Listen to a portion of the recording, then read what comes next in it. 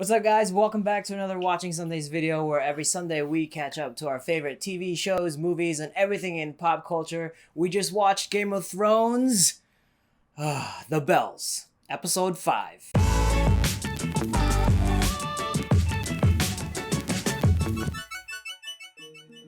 So everything that we've been watching, everything that we've witnessed from episode 1 to episode 4 has been leading to a certain moment that didn't happen.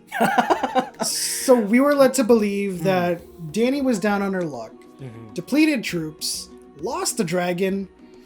This was going to be a hard fought battle, something that was going to be like really difficult to win. Yes.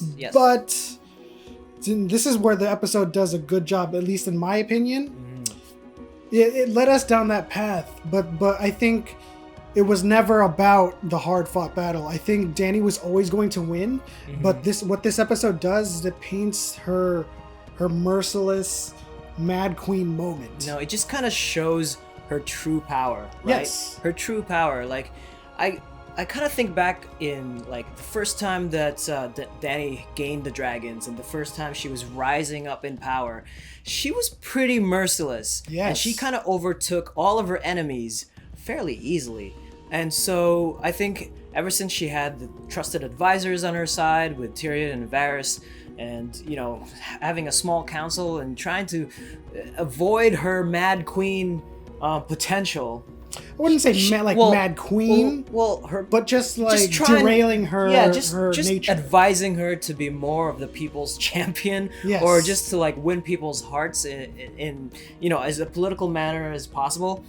They've been making mistakes left and right, and so I think she's just had enough of that. She's lost enough of the ones that she loved. She's lost enough of the people that's really close to her that she was just like, fuck it. Yeah, she was alone, she was isolated, she had no counsel. And the only counsel she did have were two people who were like conspiring against her. Yeah. And so at that point, like Jon was the last hope to bring her back from the fold, but you know, he couldn't return that love. That is the one thing that has been consistent throughout all of Game of Thrones history. Is that Jon Snow knows nothing.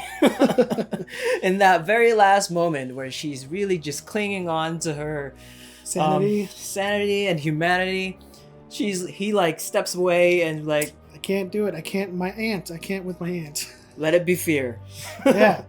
And still knows nothing. And you know, and I harken back to, you know, the previous season where she got the Unsullied.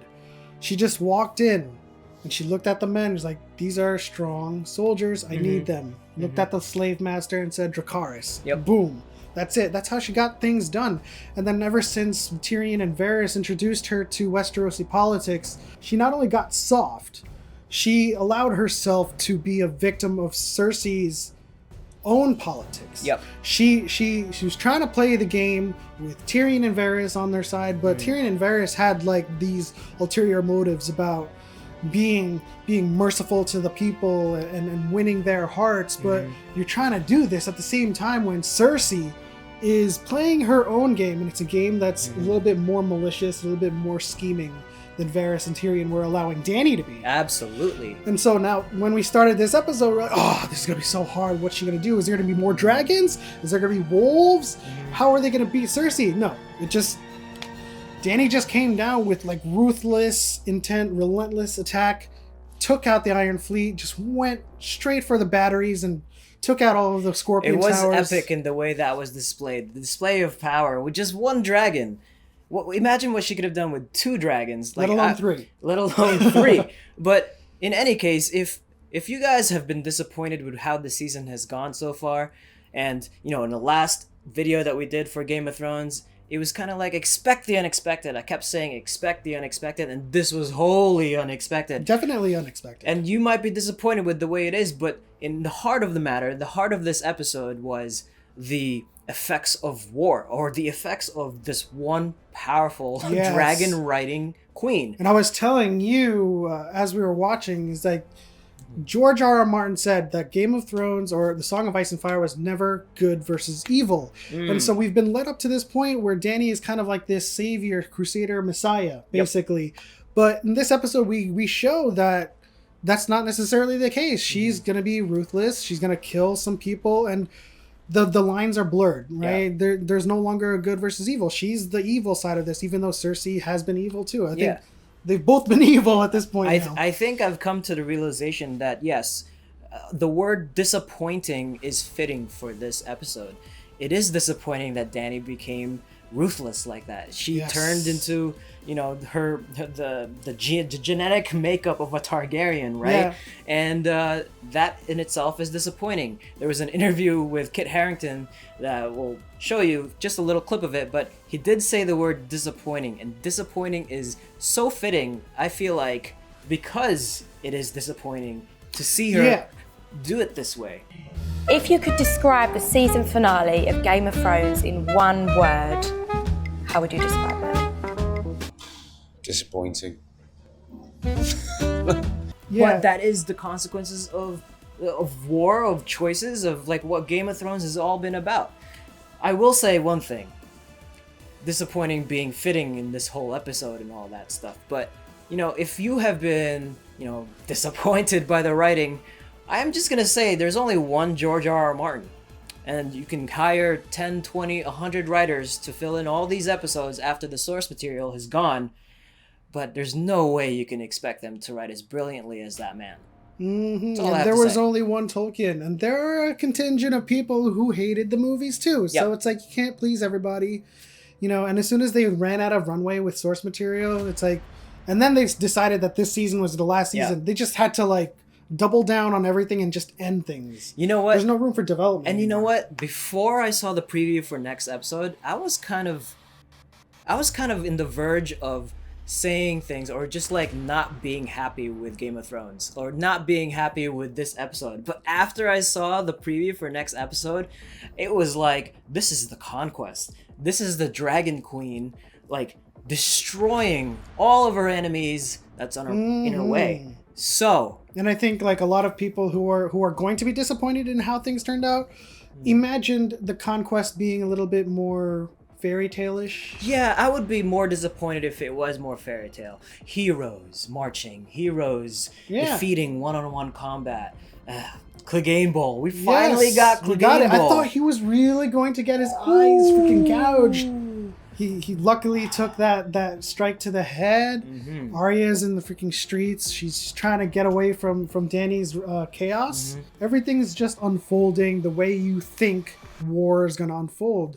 It's not going to be sunshine and rainbows. People in the streets are there's going to be collateral damage. Yep. And people are going to be suffering because of it. And for those of you who thought Dany was going to be this fairy tale messiah, I don't know what to tell you. Maybe delusional, maybe. No. Don't ever think that in Game of Thrones. Nothing in its history has ever been so kind to us. I mean, if you want to look at it one way, she succeeded. But at what cost? Yeah. Think about it, guys. When Ned Stark got his head cut off, were you guys happy or were you guys shocked? I was not. When I first saw that and I first started watching Game of Thrones, I was like, I'm kind of done with this That series. actually got me to read the books because I wanted revenge. And then when the Red Wedding happened, were you shocked, disappointed? Some of you might have been crying. That propelled the show in like new grounds of shock and development, shock and awe, right? The writing of George R.R. Martin, and all the way up to the final season, episode 5. I'm still shocked. To be honest with you, I'm shocked. I was shocked, especially when I started seeing her go down on the Iron Fleet. I was just like, whoa, she's just going all in. Yeah. The consequences and disappointments of war and the choices men make, or in this case, a woman makes, a queen makes. It was really subtle. It was really romantic the way the sequences of romantic is a great great word for it, because it's like she's getting a conquest and there's all this like casualties of war, but at the same time Cersei kind of enabled this as well, just playing her own game. So they were just like feeding each other, leading up to this whole just bloodbath. If you guys have ever heard of Romance of the Three Kingdoms, this kind of reminds me of all that politicking that happens when there is conquest. That's a bound of all these treacherous moments and epic battles and heroes all over the place. But at the end of the day, you know, There's no happy ending. there's no happy In the ending. Game of Thrones, you play or you die. You play or you die. That is perfect. So- Perfect. Next episode, Arya's gonna kill Dany. You think so? I think so. I think in the next episode, the prophecy of Azor Ahai is going to come full circle when Jon picks up a blade that happens to be burning in fire, and that is Lightbringer. That could happen. So do you think that Jon ends up sitting on the Iron Throne? I don't think so. I think I don't want it. what happens is, like I said originally, Sansa's gonna rule. She's gonna rule in the north. The capital's gone. Who's gonna be like, I want to sit on the Iron Throne I mean, in the ashes of King's Landing I mean, that preview when she steps out into the courtyard. into the courtyard or whatever that's left of King's Landing, and you know, you just see gray ash everywhere. The Dothraki, the Unsullied. I don't know. It's gonna be pretty hard to get to her. It is, but you know, She did say Jon she betrayed got her. she got to the Night King. Jon betrayed her, and you know, I think Jon's on thin ice. Yes. Right? I mean, a lot of people are on thin ice at this point. Things are coming to an end. People's stories are ending. Euron got killed by Jaime. Jaime and Cersei died in the catacombs. Arya's off going to do something. She's going to kill Dany. I don't know. Jon's going to do something. What's going to happen on that front? Dany is now the ruler of Scorched Earth. Yep. And that's it. I would be completely happy if nothing happens. You know, that's just kind of the conquest, the story of the Mad Queen kind of cometh. Yes. Mad Queen cometh. Anyways, leave it in the comment section down below what you think is going to happen on the next episode of Game of Thrones. And as always, we release videos every Sunday. So if you're new to this channel, please leave the like button, subscribe, and hit the bell notification so you can see more videos from us. And as always, see you next week.